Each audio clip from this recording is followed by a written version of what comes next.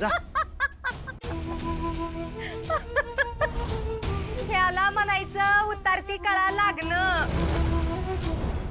अव एवढी मोठी कारस्थानं करून तुम्हाला असं वाटलं वी की बायका हिथं येते राख्या बांधाय आणि तुम्ही राख्या बांधून घेऊन स्वतःची किंमत वाढवताल वे.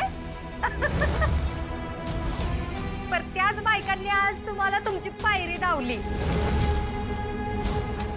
अव गावातल्या कुठल्या बी बाईला तुमच्यासारखा भाऊ नकोच हाय. आता तरी जनाची नाही मनाची वाईज ठेवा आणि जरा स्वतःच्या वागण्याचा नीट विचार करा. निघाल्यात मोठे राख्या बांधून गेला. कोण असल्या माणसाला भाऊ बनवल. पर योग बरं झालं आज बायकांनी तुमची चांगली जिरवली. छत्री तू काय ऐकलं? अजिबात नाही. आम्ही बी नाही ऐकलं. म्हणूनच तो आवडतो आम्हाला. चल गाडी काढ.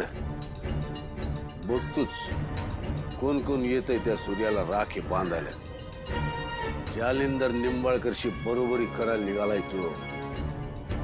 सोपं नाही जालिंदर निंबाळकर व्हानं. चल तेजू उठ.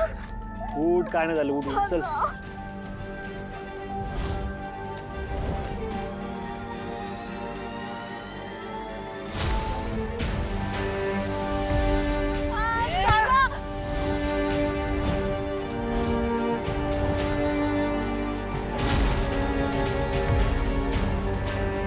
तेजू चल उठ. उठ चल.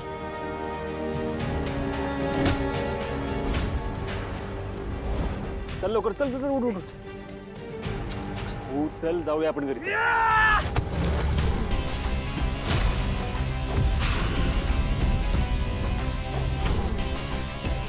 तेजू तेजू उठ चल.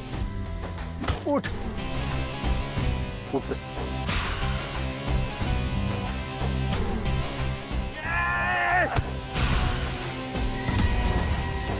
तेजू जायत ना. नाही दादा मी तुला आणि माझ्या पायांना असं सोडून नाही जाणार. तेजू काय होणार नाही मला आणि मी तुझ्या पायांना काय होऊ देणार नाही.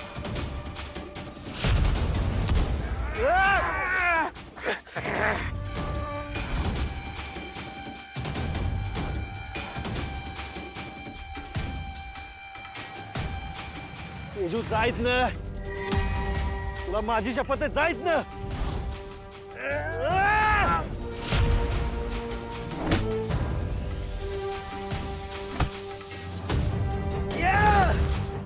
तू एकटी. सूर्य होता ना तुझ्या बरोबर आणि बाळा. बाळा कुठे आहेत? वहिनी दादा आणि माझे बाळ. वहिनी. तेजू तेजू शांत हो बरं. आणि काय झालं मला आधी नीट सांग. वहिनी आम्ही रस्त्याने येताना आम्हाला गुंडांनी अडवलं आणि त्यांनी आमच्यावर हल्ला केला. दादानी मला घरी यायला सांगितलं आणि दादा आणि माझी बाळ त्याच्या वहिनी दादानी त्यांना अडवून धरलंय. वहिनी ती खूप डेंजर लोक आहेत. अगं पण कोण लोक आहेत ते आणि तुमच्या मागे का लागलेत? माहित नाही पण कदाचित ती लोक डॅडींनी पाठवली असावीत. कारण दादामुळे डॅडींना अटक झाली आणि त्याचा बदला घेणार म्हणून अशी धमकी मला यांनी दवाखान्यात दिली होती आता.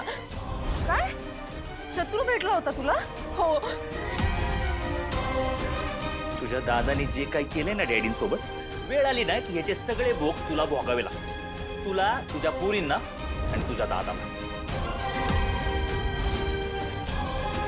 वहिनी दादा एकटाच असेल ना? बाळांना आणि दादाला काय होणार तर नाही ना? काही होणार नाही त्यांना आणि सूर्याला पण काही होणार नाही. तुम्ही इथेच थांबा. मी जाऊन बघते. नाही वहिनी आधीच दादा आणि बाळांचा जीव धोक्यात आहे. त्यात आम्ही तुला तिथं नाही जाऊ देणार. वहिनी ऐक ना. तू तरी नको जाऊ.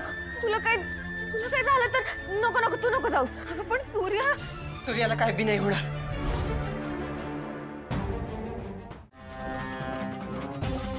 हे सगळं काय चालवले असतो? का माझ्या लेकरांच्या मागे संकटाची अशी माळ लावली अस?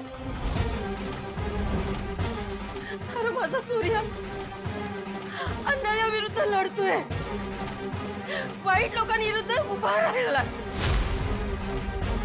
तुला त्याला साथ द्यावीच लागल. माझ्या सूर्याला तेजूच्या बाळासकट सुखरूप घरी आणावंच लागल. मी माझ्या वाट्याला आलेल्या सगळ्या सहळा सोसल्या आहेत, पण माझ्या लेकरांना काय झालं ना तर मी तुला कधीच नाही माफ करणार, कधीच नाही माफ करणार. देवा, माझं एवढंच गाणं नाही.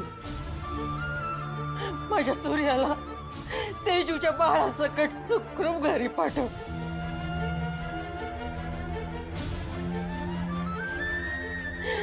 त्याच्या केसाला बी धक्का लावू देऊ नको.